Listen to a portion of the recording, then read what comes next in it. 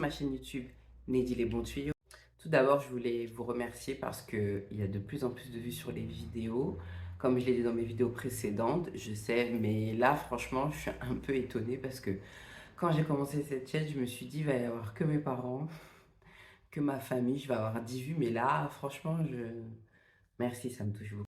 Aujourd'hui, on va faire une vidéo un peu différente des autres, vraiment différente. Ça n'a rien à voir, c'est pas le même concept, c'est pas le même thème. Mais je vais un peu utiliser ma chaîne YouTube comme une thérapie parce que je voulais parler de la Coupe du Monde du Qatar 2022. Bien entendu, le but de cette vidéo, c'est pas de parler de la situation du Qatar, même si il faut en parler, des droits de l'homme, de la façon dont ces stades ont été construits, de toutes ces choses. C'est vraiment très important d'en parler. Mais moi, en la matière, je suis pas du tout calée. Donc, je laisse les personnes qui sont calées en la matière parler. Moi, je connais ce que le commun des mortels, pardon. Moi, je fais cette vidéo, c'est plus dans un aspect un peu thérapeutique, footballistique, parce que, comme vous savez tous, on a perdu. Ouais. Et que ça m'a rajouté un traumatisme footballistique que nous avons tous vécu en 2006. Et en fait, je comprends pas en fait ce qui est dit de la part de la plupart des personnes en France.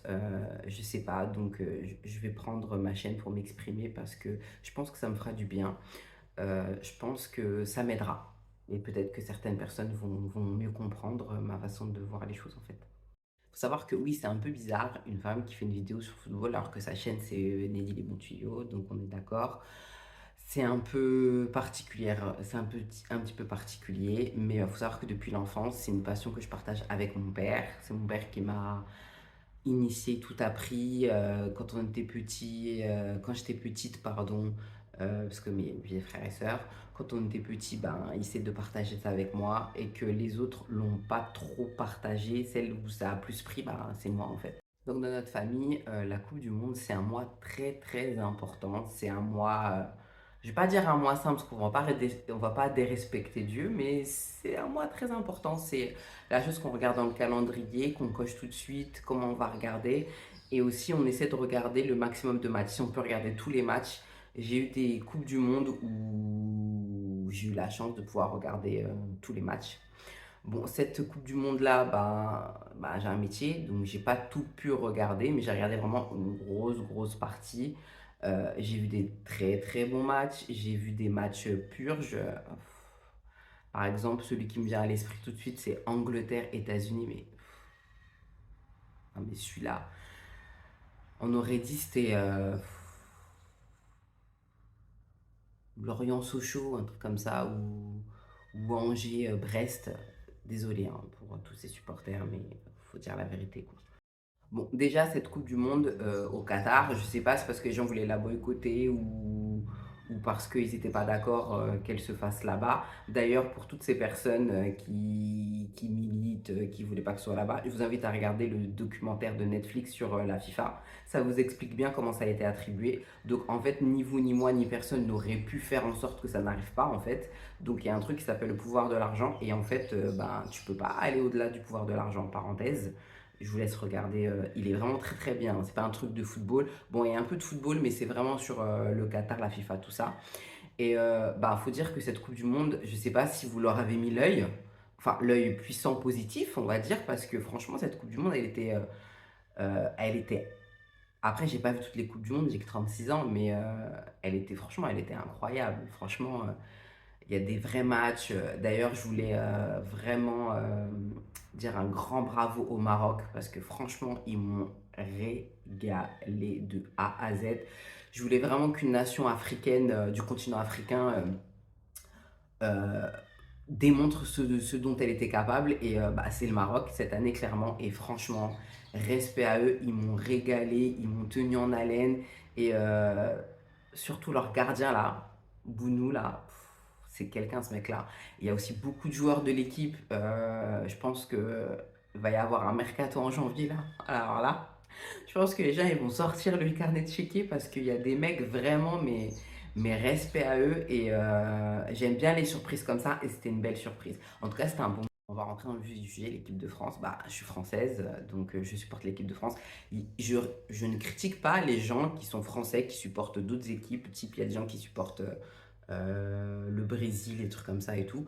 Chacun fait ce qu'il veut, donc je suis pas là pour juger. Moi, je supporte l'équipe de France, je suis française, donc voilà, il n'y a pas de problème. Enfin, moi, c'est comme ça que je fais. Je supporte l'équipe de France. Et du coup, bah, l'équipe de France, euh, c'est vrai que j'entends beaucoup, ils ont fait un beau parcours, c'est étonnant de suite, qu'ils sont en finale. Après, ça, c'est une question de perspective. Je dis pas que ces personnes-là ont tort, je dis juste que je ne partage pas totalement ce qu'ils disent parce que, en fait, vu que j'aime beaucoup le football, je regarde le football, c'est-à-dire qu'il y a regarder le football et regarder le football. Il y a des personnes, qui regardent le football, je critique pas, mais c'est un fait en fait, ils regardent le match et ils voient, bah, il y a tel but, il y a tel ci, il y a tel ça. Mais en fait, le football, il y a aussi le côté où il n'y a pas le ballon en fait. Par exemple, tout ce qui est travail défensif, tout ce qui est pression de l'adversaire, tout ce qui est pression psychologique, notamment l'Argentine, ils sont très très très très forts là-dessus en fait. Donc il y a toutes ces parties-là qui est intéressante et que en fait quand on regarde un peu faut pas le prendre mal quand je dis ça, mais quand tu regardes ça comme un profane, bah tu regardes que les actions, l'attaquant, etc., etc. Mais en fait, il y a toute une partie stratégie, euh, mise en place, placement, les dialogues entre les blocs hauts, les blocs bas, le milieu de terrain, comme ce qu'on appelle toujours la guerre du milieu, c'est là où ça se joue en fait. Et du coup, par rapport à tous ces éléments, euh, oui, la Coupe du Monde, elle n'est pas nulle. Je ne vais pas dire que c'est nul la Coupe du Monde qu'ils ont fait. Ce serait être mauvaise de dire ça. L'équipe de France, en plus, sachant avec toutes les blessures, ils sont quand même mal en finale. C'est pas négligeable. Néanmoins, il faut dire ce qu'il est. Il y a la grande expression qu'on appelle la chatte à Dédé. Quand tu es dans une poule où tu as l'Australie, le Danemark et la Tunisie, donc tu vois déjà ta poule, t'es favorisé, on va dire ça. En fait, on va dire que, par exemple, si on prend l'exemple de l'Argentine qui a gagné et qui n'a pas volé sa victoire, c'est pas le même parcours en fait. En fait, le parcours de l'équipe de France, c'est un peu que dans un parcours comme si tu étais dans une boîte en coton, en fait. Tu es à l'aise. C'est-à-dire que tu as eu que des tirages favorables. Après, tu as eu la Pologne. Après, tu as commencé à l'Angleterre à faire un gros match. L'Angleterre, d'un point de vue footballistique, oui, on a gagné. On va pas mentir. Oui, on a gagné. On va pas dire que c'est pas vrai. On a gagné. Mais il faut dire que l'Angleterre, en fait, a perdu. Faut dire ce qu'il est. Par exemple, Harry Kane qui fait un penalty pareil avec un tir où il essaie de tuer un pigeon au Qatar. Au Qatar, je sais pas si c'est des pigeons au Qatar, mais en fait, son tir de pigeon, tu vois que c'est psychologique en fait. Euh, Clairement, ils étaient supérieurs, l'Angleterre. Faut dire la vérité, c'était supérieur à nous. Après, on a gagné, ça t'empêche pas de gagner, comme en 2018, la Croatie était supérieure à nous, on a gagné. Faut dire la vérité, faut être honnête. C'est pas toujours le meilleur qui gagne. Mais là, vraiment, l'Angleterre, ils étaient supérieurs à nous. On a pu passer, parce qu'on a eu des faits de jeu, comme je vous dis, Harry Kane qui essaie de tuer un pigeon alors qu'il fait son penalty. Ça, c'est incroyable. C'est des faits de jeu qui nous ont amenés à aller là. Après, ça ne veut pas dire que l'équipe de France est nulle, mais je pense qu'on a eu des faits favorables qui peuvent des fois être associés à le vainqueur. On dit souvent le vainqueur a des faits favorables qui lui permettent d'être vainqueur. Par exemple, le Maroc, pour reprendre le Maroc, franchement, dans tous les strates de jeu, ils étaient supérieurs à nous. Il faut dire qu'ils ont fait un bête de match. Moi, franchement, j'étais en PLS dans mon âme. Je me suis dit, c'est pas possible, on va pas passer. Le Maroc, franchement, ils auraient gagné, ils nous auraient éliminés. Ça aurait pas été, comment dire ça, ça aurait pas été quelque chose d'aberrant. Ça aurait pas été quelque chose d'horrible, ça aurait pas été quelque chose de dégueu en fait. Donc c'est dans ce sens-là en fait, oui on est allé en finale, oui c'est vrai, c'est indéniable, c'est un fait, on est allé en finale, mais clairement je ne peux pas associer ce parcours en disant ouais c'est un beau parcours. Oui c'est pas mauvais, c'est pas mal. Après t'es tenant du titre, faut aussi enfin on t'attend, donc faut aussi être digne de ton titre, donc faut un minimum aller dans le dernier carré. Mais il faut dire ce qu'il est que quand on analyse le parcours de l'équipe de France d'un point de vue purement footballistique, si on enlève ouais, je suis français, vive la France, tout ça, mon étoile, nanana, tout ce sentimentalisme, qui existent et que j'entends et qu'il n'y a pas de problème. Si tu regardes les matchs tels qu'ils sont, intrinsèquement, c'était pas ouf. Après, j'entends les gens me dire, oui, mais il y avait des blessés, il y avait ci, il y avait ça, il y avait ci, il y avait ça. Après, les personnes qui n'ont pas été là, qui ont été blessées, par exemple, si je pense à N'Golo Kanté ou Pogba, Paul Pogba, l'époque Pogba, pardon, 1, 2, 3, de 2018 sont pas, et N'Golo Kanté, ceux de 2022. Donc leur état physique, il est différent. Pogba, en plus, le pauvre, franchement, mais ce mec-là, en plus, tous les à côté qu'on connaît, on va pas en parler, c'est pas le moment. Mais j'ai beaucoup de peine pour lui et sa famille et sa mère notamment. Mais c'est pas les mêmes que 2018. Et puis, faut dire ce qu'il est, c'est pas le même groupe que l'année dernière de l'Euro 2020. Oui, parce que pour ceux qui ne savent pas, les profanes, l'Euro 2020, vous savez que 2020 il y a eu le Covid, donc l'Euro 2020 a été joué en 2021, mais on a gardé le label Euro 2020. Mais c'était l'année dernière. Donc il y avait aussi une équipe qui est venue jouer cet Euro et en fait, je ne sais pas s'il y a eu un problème d'ego ou je ne sais pas, mais ils se voyaient déjà loin en fait.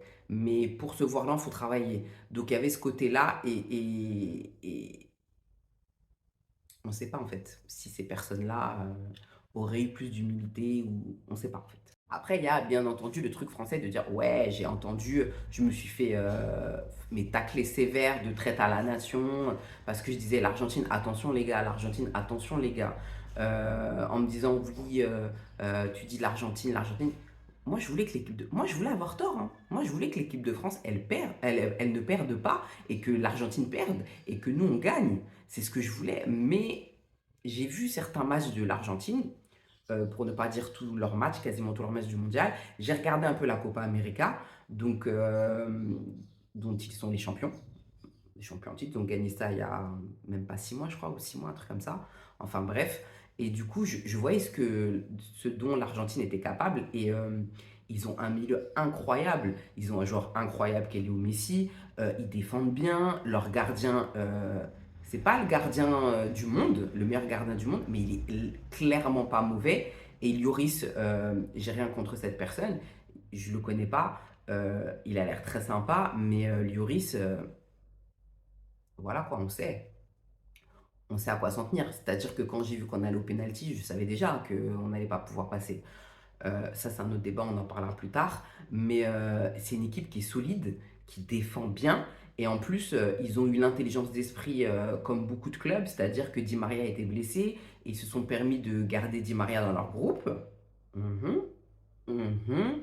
Comme le Brésil, ben, Neymar était blessé, ils se sont permis de garder Neymar. Mhm, pour le faire jouer dans des phases éliminatoires en attendant que le mec récupère et n'ont pas fait partir leur meilleur joueur de leur équipe en pleine nuit sans dire au revoir, en disant qu'il était blessé et en lui faisant faire des déclarations sur les réseaux sociaux en disant que fallait mieux qu'il laisse la place à quelqu'un d'autre et derrière n'a pas été remplacé et après un peu avant la finale ça faisait déjà combien de temps? 5 jours, une semaine qu'il jouait déjà des matchs amicaux avec le Real. Mhm. Le ballon d'or. Mhm. Pour Deschamps, voilà, je vois plein de gens qui disent bravo Deschamps, ouais, Deschamps si. Donc en fait, j'invite ces gens-là à dire bravo Deschamps parce que certes, il y a la culture du résultat, mais il faut aussi regarder que le football c'est un jeu et qu'on aime bien regarder du beau football en fait.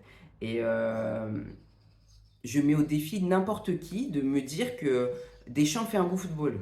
Donc en fait, ça fait 10 piges, je crois que ça fait une décennie, il est là le mec, hein.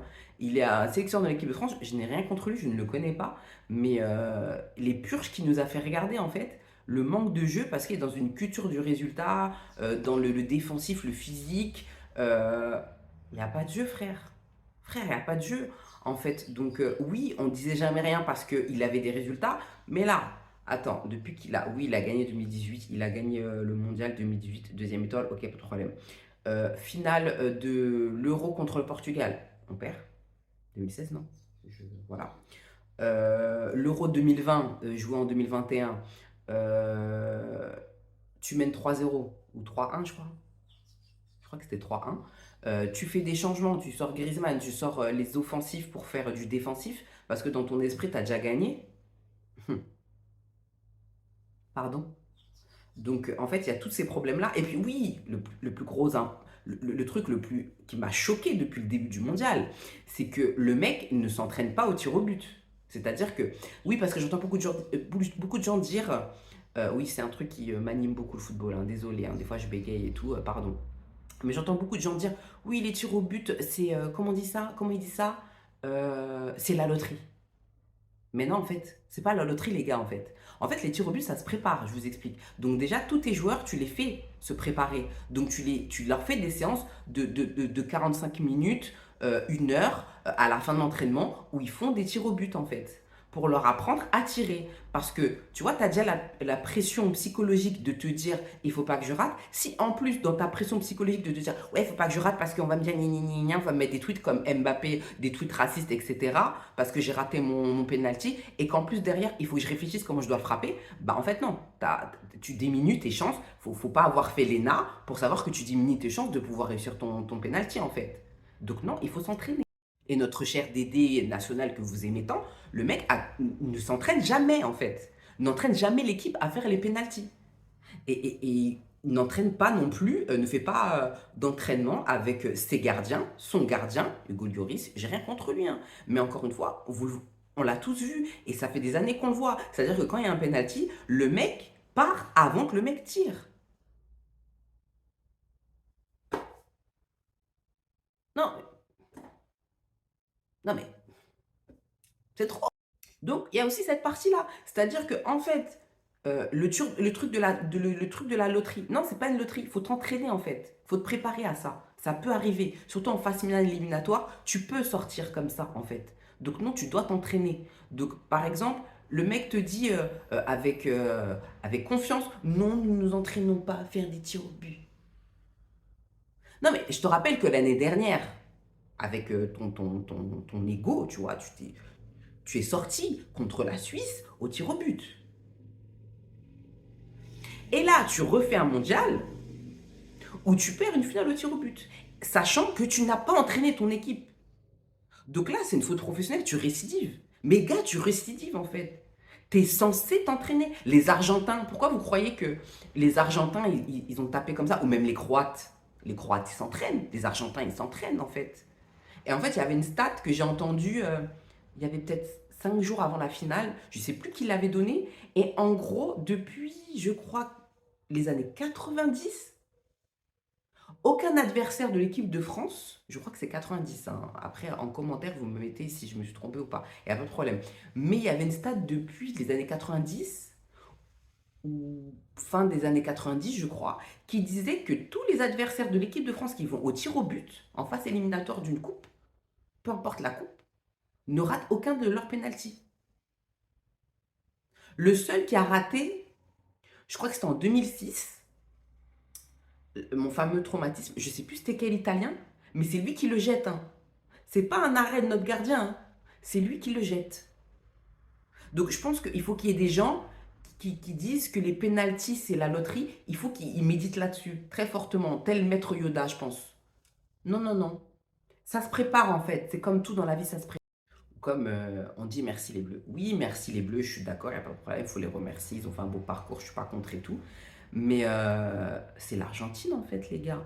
Faut dire la vérité, vous dites merci, ils ont fait une belle finale. J'entends des gens dire ils ont fait une belle finale. Oui, le scénario est beau et magnifique. Oui, le scénario de la finale, il est magnifique. C'est pas par exemple quand on regarde 98 où les Brésiliens, ils étaient en PLS, ils voulaient de l'oxygène, ils voulaient de l'O2, une perf, tout ce que tu veux. Ils étaient morts. Mais là, non, en fait. La France, elle était pas de son, pas d'image, en fait. Jusqu'à la 66e ou 70e. Après, il y a des débats, gens disent 80, parce que c'est là où ça commençait un peu à s'ambiancer. Mais où il y a eu, moi, je pars du principe au moment où on est rentré dans la surface de réparation argentine pour essayer de faire des choses un peu dangereuses. Vous voyez, je suis quand même tolérante, hein, parce qu'on me dit je suis violente et tout, je suis vindicative. Je suis un peu tolérante, hein. Moi, je vais là. 66e, j'ai regardé, hein. C'est à ce moment-là. Donc en fait, les Bleus n'y sont pas de son, pas d'image. Après, il y a des personnes qui disent oui, il y a des gens qui étaient blessés. Bah, qu'est-ce qu'ils font là en fait? Qu'est-ce que Deschamps il les fait jouer en fait? Il y a des gens qui disent oui, il y a eu le virus. Apparemment, ce serait peut-être le Covid. Je sais pas, je suis pas dans l'équipe de France, j'en sais rien. Mais en tout cas, voilà quoi. Si les gens ils sont malades, mais qu'est-ce qu'ils font sur le terrain en fait? Donc on en revient toujours à la même personne, Didier Deschamps en fait. À un moment donné, il faut dire la vérité. Oui, après il y a une réaction, mais la réaction elle vient d'où? Elle vient de l'homme que tout le monde critique, Kylian Mbappé. Le seul que, lui, il peut se regarder en face et lui, quand il pleure, c'est légitime. Kylian Mbappé. Parce que s'il n'y avait pas Kylian Mbappé, il n'y aurait pas eu ce scénario extraordinaire. Et aussi, c'est aussi l'Argentine qui a permis ça. Parce que l'Argentine, à 2-0, elle s'est dit, bon, on a 2-0, la coupe, elle est pour nous, les gars, vas-y, on va fermer. Donc, ils ont commencé à aller sur une phase défensive. On regarde, notamment, vous pouvez regarder les changements qui sont faits par le sectionneur argentin, je ne me rappelle plus son nom. Notamment, il sort Di Maria à la 60e. Je pense qu'il sort Di Maria aussi parce qu'il est blessé, il veut le conserver, je pense. Hein. Même s'il va mieux, on va pas le faire jouer 90 minutes. Mais aussi, il se dit, ouais, 2-0, c'est bon, pull-ups, les frères, on va gagner, quoi. C'est dans ce sens-là. Oui, il y a aussi cette erreur de l'Argentine. Donc, c'est l'Argentine qui permet aussi à la France, à Kylian Mbappé, il faut dire la vérité, quoi qu'il y a Colomani. Ah ouais, ce mec-là, franchement, respect. Première Coupe du Monde, le mec, il a appelé après des blessures, il est dans l'échelle de graduation de qui on va appeler, il est dans les fins fonds des sphères des bas-fonds, et le mec vient et il rentre sur le terrain, pardon, il rentre sur le, elle est peut-être pas d'accord, elle rentre sur le terrain, ou sinon elle dit bravo, il rentre sur le terrain, et puis il commence à physiquer les Argentins, tu vois, il a un comportement où les autres, qui sont sur le terrain depuis ils n'ont pas ce comportement-là. Donc déjà, lui, big up à lui, Kolo Muani. Franchement, ce mec-là, il est venu, il est jeune, il n'a jamais joué en équipe de France. Sa première Coupe du Monde, il était décomplexé, il a joué son jeu, il n'a pas eu peur, il s'est pas dit ouais, c'est l'Argentine, il y a Messi.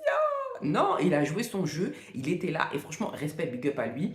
Et Kylian Mbappé, que tout le monde critiquait, que tout le monde a lynché l'année dernière, c'est lui qui a sauvé l'équipe. Clairement, il n'y a pas Kylian Mbappé. C'est pour ça qu'il faut vraiment les grands joueurs, c'est important dans une équipe. C'est pour ça que, pour revenir à Karim Benzema, oui, peut-être que si Karim aurait été là, on ne sait pas si l'équipe aurait mieux fonctionné. On n'en sait rien. Mais en tout cas, le mec est ballon d'or. Tu peux pas te permettre de mettre un ballon d'or à côté, en fait. Il fallait attendre. Il fallait le garder. Surtout que derrière, tu ne le remplaces pas. C'est ça le truc en plus. Il y a plein de gens qui ont fait oui, pourquoi il a fait partir Benzema et il ne l'a pas remplacé alors qu'il avait une place. On sait, Théo Hernandez était le seul qui était à ce poste-là. On aurait pu appeler quelqu'un d'autre pour le seconder. D'ailleurs, lui aussi, ni son ni image à la finale. Bref, c'était une autre personne. Peut-être c'est cette histoire de grippe, mais bon, c'était aussi à le sélectionneur de faire attention aux gestes barrières, aux règles sanitaires, j'en sais rien, de faire attention. Bref, c'est ton rôle aussi à un moment donné. Tu peux pas te permettre qu'un virus il tue ton équipe comme ça. Enfin bref. Je parlais de, oui, de Benzema. Tu vois, Benzema, c'est ce genre de joueur où, comme Zidane, toute proportion gardée, bien entendu, Zidane, ça reste Zidane, c'est ce genre de joueur, quand il a ses chaussures et que les mecs sont sur le terrain, ils se font dessus, en fait. Donc, il y a un aspect psychologique dont tu t'es privé, en fait, d'aider. Je comprends pas, en fait. Moi, je comprends pas. Oui, ils ont fait un parcours, ils sont allés en finale. Je vais pas c'est un fait, je vais pas le nier. Mais je pense qu'il faut que toutes les personnes qui sont dans cette euphorie, ouais, merci les Bleus, la France, on est en finale. Regardez le parcours. Par exemple, je pense que des félicitations. Quand on sait ce qu'est l'équipe de France, c'est-à-dire que quand tu aimes quelque chose, tu dois être exigeant avec cette quelque chose. C'est-à-dire quand ton enfant, tu sais qu'il est bon en maths, qu'il est archi bon en maths, que les maths, finger in the nose, il te torche ça en 2 secondes, et qu'un un trimestre, il te sort un 7 de moyenne en maths, tu vas pas lui dire ah bah t'as fait un bon résultat, t'as fait un bon. Non, tu vas le tuer. Tu vas dire c'est quoi ça, t'es bon. Et bah c'est la même chose avec l'équipe de France. C'est pour ça que je dis que la France, euh, quelque part, j'entendais beaucoup dans mon enfance dire on n'est pas un pays de foot. Et j'étais pas d'accord. Mais en fait, je commence en grandissant, en vieillissant, à comprendre que oui. Parce qu'un truc comme ce qu'on a vécu hier au Brésil, en Argentine, ou en Uruguay, en Allemagne, par exemple, pour prendre plus près de chez nous, en Allemagne. Mais un truc comme ça, c'est jamais passé. Jamais les gens ils parlent comme ils parlent en France, là. Jamais de la vie. Mais jamais, jamais, jamais. C'est pour ça que tu dois attendre beaucoup de ton club, de ton équipe, pardon. C'est-à-dire que ton équipe, c'est ton pays, tu dois attendre beaucoup de lui. Tu ne dois pas te réjouir de petites miettes. Si tu veux qu'il évolue, il faut toujours aller plus loin. Et je pense que l'équipe de France, il faut aller plus loin. Et je pense que le responsable, c'est Didier Deschamps. Je pense qu'il faut que cet homme-là, qui a fait beaucoup pour l'équipe de France, mais qui n'est pas un grand amateur du beau jeu et qui est un amateur du résultat, force est de constater qu'on n'a rien dit parce qu'il a gagné en 2018, qu'il a fait beaucoup de finales, mais force est de constater que, mec, devant le but, t'as pas de finition.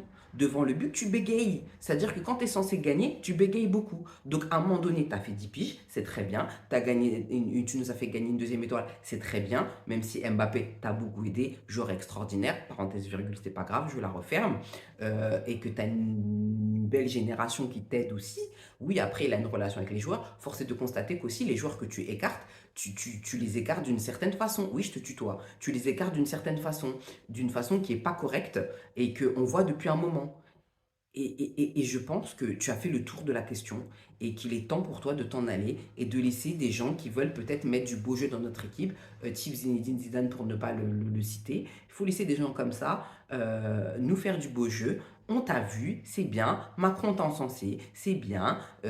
T'as fait tes finales que tu gagnes pas, c'est bien. Mais maintenant, nous, on veut gagner en fait. Et on veut aller plus loin. Et je trouve qu'on est une grande nation de football qu'on devrait aussi, le peuple français devrait s'aligner sur les résultats.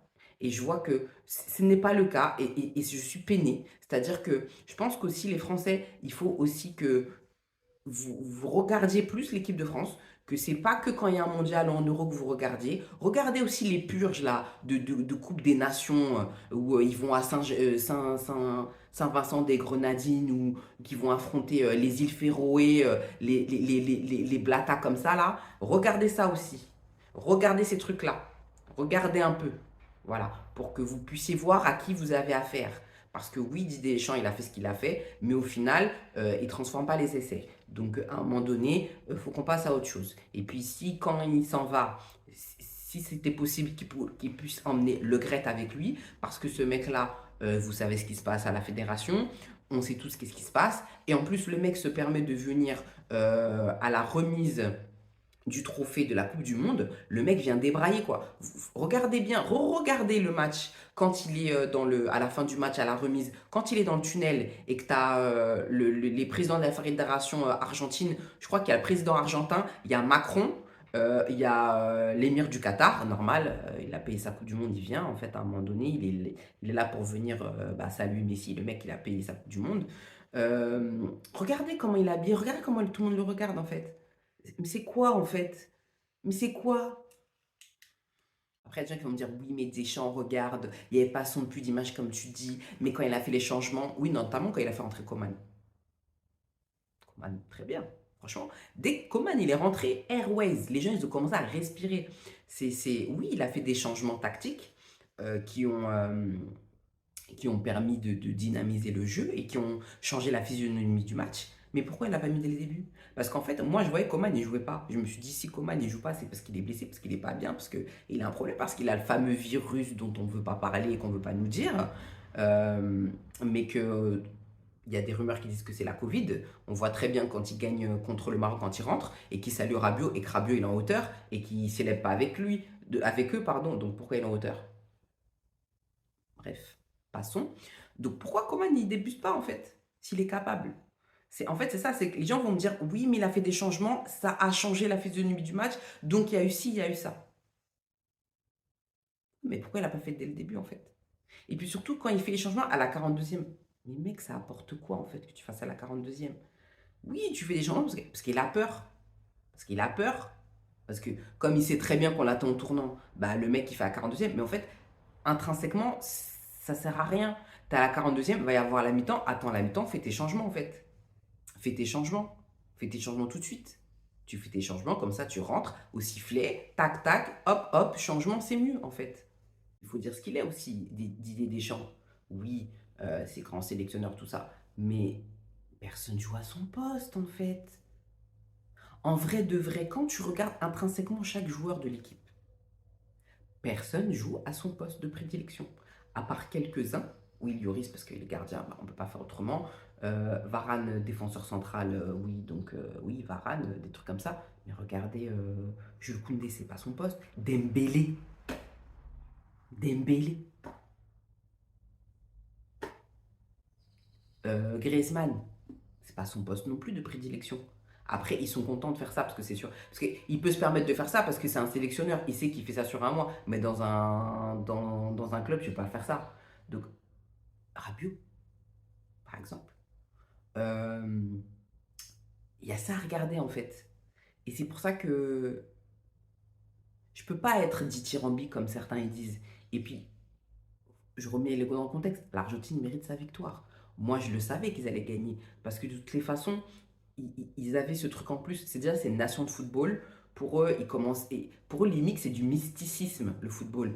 Carrément, quand ils ont gagné contre la Croatie, ils ont dit, les Argentins, il a plu en Argentine au coup de sifflet final, quand on a gagné les pénaltys, il a plu parce que c'est Maradona qui pleurait de joie. Vous voyez, pour vous dire la dimension en fait de ce pays que nous n'avons pas en fait. Et c'est ça qui portait les joueurs et que nos joueurs ne sont pas portés. Je dis pas qu'ils voulaient pas gagner, c'est pas ce que je suis en train de dire. Je dis pas qu'ils voulaient perdre, je dis pas qu'ils en avaient rien à faire et qu'ils voulaient pas gagner. Et je dis juste que c'est pas la même dimension que l'Argentine en fait. Et qu'ils étaient portés sur autre chose. Pour eux, c'était limite, ils étaient en mission divine. Limite, Messi, il allait chercher son E aujourd'hui dans son prénom qui lui manque. Limite, c'était ça en fait. Et on pouvait rien faire contre ça en fait. Moi, je le savais. On pouvait rien faire contre ça. Les mecs, ils la voulaient tellement. La dernière fois qu'ils ont gagné, c'était Maradona, la main de Dieu. Je suis né. C'était l'année où je suis né. Je suis né en 86. C'est l'année où je suis né. Donc c'était un truc qui était porté, voulu. C'était voilà quoi. Et puis voilà, c'est pas des clochards les Argentins. Moi j'entendais mais des fourberies de scapins toute la journée pendant une semaine ou 5 jours. Oui, mais l'Argentine, on va les bouffer. Oui, mais l'Argentine. Non, mais les gars, regardez les matchs en fait à un moment donné. Regardez les matchs. C'était sûr. Et puis le sélectionneur, il est venu avec un plan contre la France parce que lui, il veut gagner en fait. C'était ça le bail. Lui, il voulait gagner. Donc il est venu avec un plan contre nous. C'est pour ça que Giroud, il a pas vu la lumière du jour. C'est pour ça que Griezmann, malgré tout son talent et qu'il a fait quelque chose d'extraordinaire parce que les espaces, il n'y avait quasiment rien. Ils nous ont bouffés. Ils nous ont bouffés. C'est pour ça qu'il n'y avait pas de son de lumière. Donc on peut pas me dire, ouais, ils ont fait une belle finale. Ils ont joué à la 66e. Ils ont commencé à ce moment-là. Non, tu veux pas me dire ça. Et ils n'ont pas physiqué les gars, ils n'ont pas fait des duels, ils sont pas rentrés dans la finale comme Colomwani. C'est Colomwani qui vous montre l'exemple, les gars, quand même. Sa première Coupe du Monde, c'est un jeune. Non, et puis les tirs au but aussi, pour en revenir là-dessus, vous allez me dire, je suis en boucle. Mais tu peux pas laisser des jeunes comme ça tirer des tirs au but, en fait. Non, sachant qu'en plus tu les entraînes pas, tu les entraînes pas et après même si eux ils disent je veux tirer, mais c'est toi le sélectionneur, c'est toi qui dois avoir la maturité et l'intelligence d'esprit. Mec, t'es toujours là à dire mon expérience de joueur, j'ai gagné ici, j'ai gagné ça. Ben, frère, prends ton expérience, tu vois pas que tu peux pas laisser des gens comme Chouameni tirer quoi. Comment à la rigueur, bon, même si ça me fait de la peine, mon frère antillais guadeloupéen, comment à la rigueur. Mais oui, parce qu'on va me dire c'est Coman. Mais chez nous, en Guadeloupe, c'est comment on dit. Donc après, lui, il veut dire Coman, c'est son problème. C'est comme Depay qui se fait appeler Memphis qui veut enlever Depay. Ça, c'est des trucs des gens. Mais chez nous, c'est comment. Et c'est à Sainte-Anne. Donc, en tout cas, c'était une super Coupe du Monde. Euh, je voulais faire cette vidéo comme une thérapie pour me libérer parce que l'équipe de France, c'est beaucoup pour moi. J'ai encore le traumatisme de 2006, les gars, je vous dis, je le vois toujours encore là, Zidane qui passe à côté de la coupe quand il sort avec son beau maillot blanc. Et puis tu vois, il y a la coupe qui brille à côté comme ça. Et qui est sur Eh, j'ai les larmes aux yeux là. Je vais le mettre devant le déposoir et tu vois, il passe. Et là, j'ai à nouveau ce traumatisme en fait. C'est-à-dire de voir que le meilleur joueur de l'équipe, que tout le monde critique en disant ouais, il est arrogant, il a de l'ego, il se la raconte, il prend pas pour de la merde. Mbappé, mais il a raison en fait, parce que c'est lui qui sauve l'équipe. Et clairement, t'as pas Mbappé, on fait quoi? Enfin bref, ça je l'ai déjà dit. C'est toujours tout ça pour dire quand il prend son soulier d'or D'ailleurs, le mec quand même meilleur buteur de la Coupe du Monde, 8 réalisations. Même Messi il est en bas.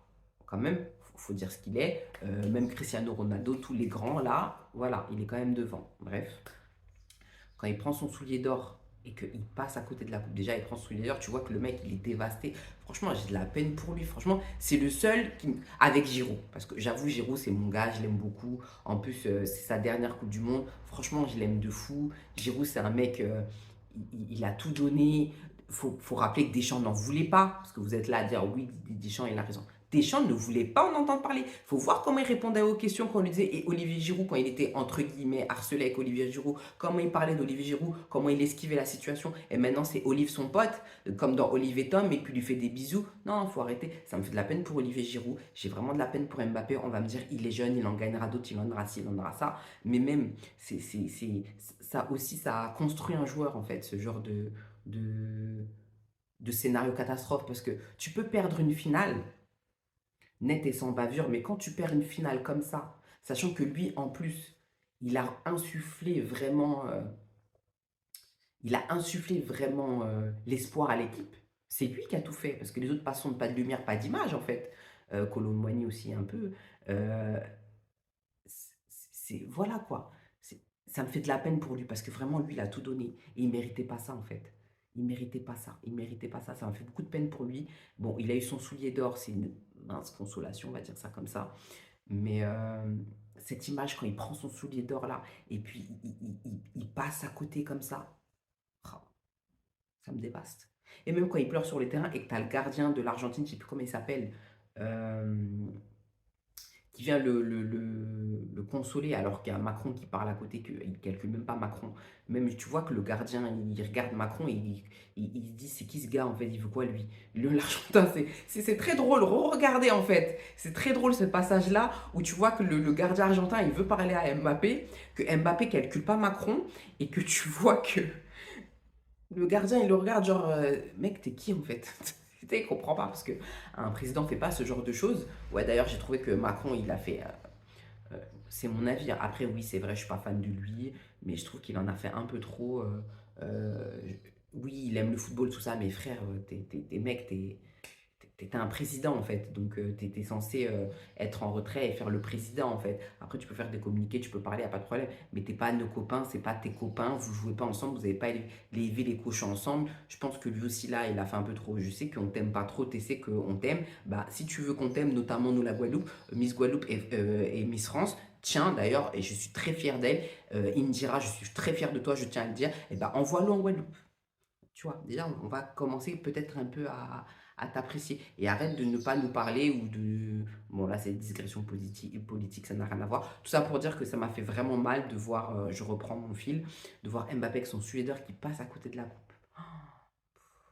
Je suis dévasté pour cette personne. Franchement, je suis dévasté pour lui. Il ne méritait pas ça. Et je pense que ça va être un de mes nouveaux traumatismes footballistiques à rajouter dans ma liste avec 2006. Et, et ouais, Portugal, quoi.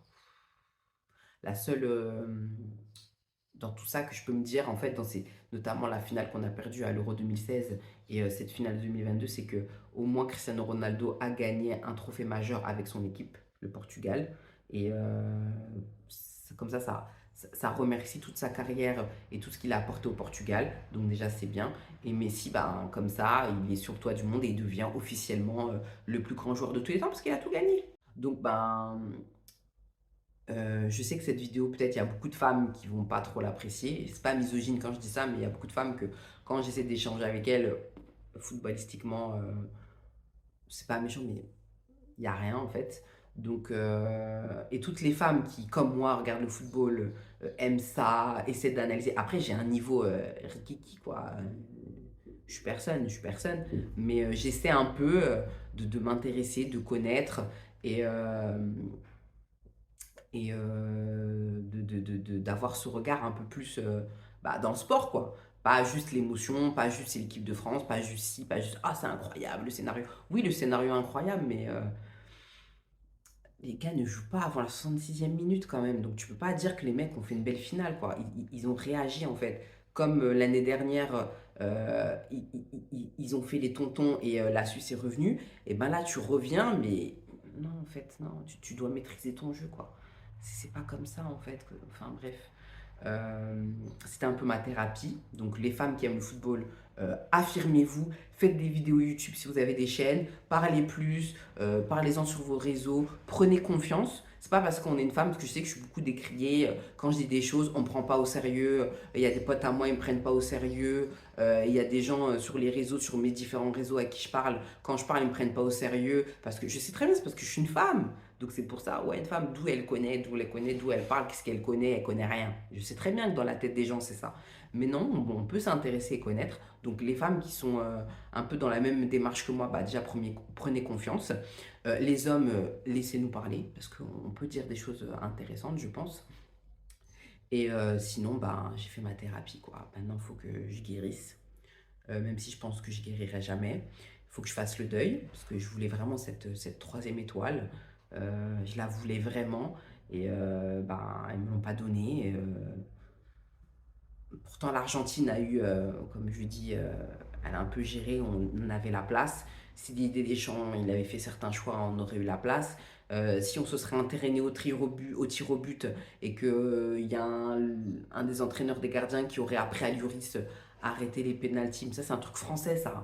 Même de Barthez à l'époque ne faisait pas ça aussi non plus, je ne comprends pas. Il faut qu'il y ait un changement là-dessus en équipe de France. Faut travailler les tirs au but.